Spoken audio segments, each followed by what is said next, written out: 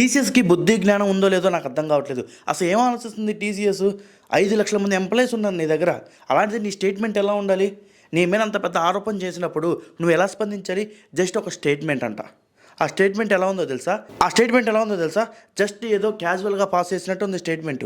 టీసీఎస్లో ఏ రూపంలో అయినా సరే వేధింపులు మరియు బలవంతపు ప్రవర్తనలపై చాలా కాలంగా జీరో టాలరెన్స్ విధానం అమల్లో ఉంది. మా ఉద్యోగులు భద్రత మరియు సంక్షేమానికి సంబంధించి ఎప్పుడూ అత్యున్నత ప్రణాళికలు పాటిస్తాము. నాసిక్లో జరిగిన ఈ విషయం మాకు సమాచారం అందిన వెంటనే మేము తక్షణ చర్యలు తీసుకున్నాము. దర్యాప్తు జరుగుతున్న ఉద్యోగులను విచారణ పూర్తయ్యే వరకు సస్పెండ్ చేశాము. మేము స్థానిక చట్టాలను గౌరవిస్తాము. తదుపరి చర్యలు ఈ దర్యాప్తు ఫలితాలు ఆధారంగా తీసుకోబడతాయి. 2022 నుంచి 2026 అంటే దాదాపు 4 ఏళ్ల పాటు ఇలా హెరాస్ చేస్తే కొంతమంది వెధవలు జస్ట్ సాధారణ స్టేట్మెంట్, కనీసం ఆ స్టేట్మెంట్లో ఇలా కూడా రాయలేదు. అసలు ఇలా జరగడం బాధాకరం. మేము దీని మీద సీరియస్ యాక్షన్ తీసుకుంటాం.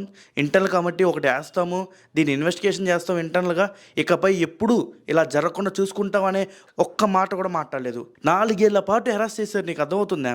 ఇంకెంతమంది ఉన్నారో బయటికి రాకుండా, ఎందుకంటే వాళ్ళు ఉద్యోగాలు పోతాయని భయం. చాలామంది దీన్ని లవ్ జిహాద్ అంటారు, ఇంకోటి అంటారు. బట్ పోలీస్ స్టేషన్లో తేలేంతవరకు దాన్ని నేను ఒప్పుకోను. కానీ అక్కడ జరిగిన విషయం ఎందుకు కాంట్రవర్సీ అయిందంటే, ఇది హిందూ ముస్లింగా కాంట్రవర్సీ అయింది.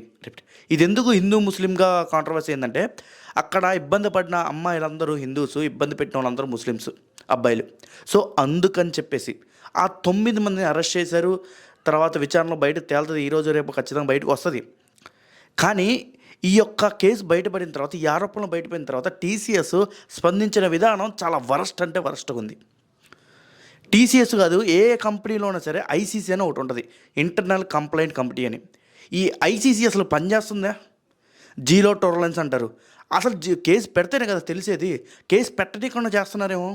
ప్రతి ఒక్క అమ్మాయికి, ప్రతి ఒక్క అబ్బాయికి, నువ్వు ఏ కంపెనీలో పనిచేసినా సరే ఐసీసీ అని ఒకటి ఉంటుంది మీ కంపెనీస్లో, ఇంటర్నల్ కంప్లైంట్ కమిటీ అని.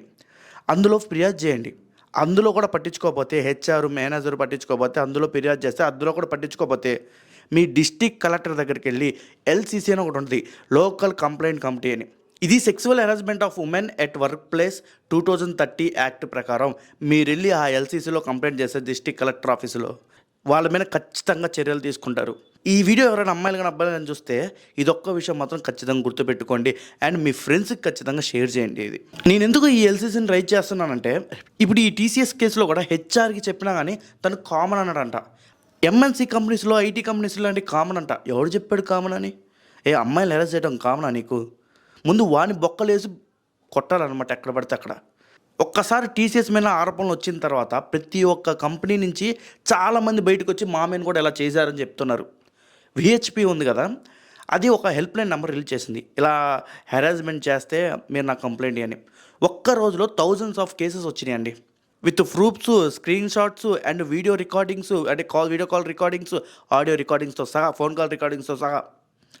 అర్థం చేసుకోండి ఎన్ని తప్పులు జరుగుతున్నాయో. ప్రతి ఒక్క దాంట్లో తప్పులు ఉంటాయి, దాన్ని సరి చేసుకుంటూ పోవాలి. అమ్మాయిలకి ముఖ్యంగా చెప్తున్నా, మనం చేతులు ముడుచుకున్న రోజే మనం ఓడిపోయినట్టు. సో ఈ వీడియోపై మీ అభిప్రాయం కామెంట్ బాక్స్లో కామెంట్ చేయండి. ఈ వీడియో పూర్తిగా చూసి మీ ఫ్రెండ్స్కి షేర్ చేసే టైం ఇది. మళ్ళీ కలుద్దాం వేరే వీడియోలో.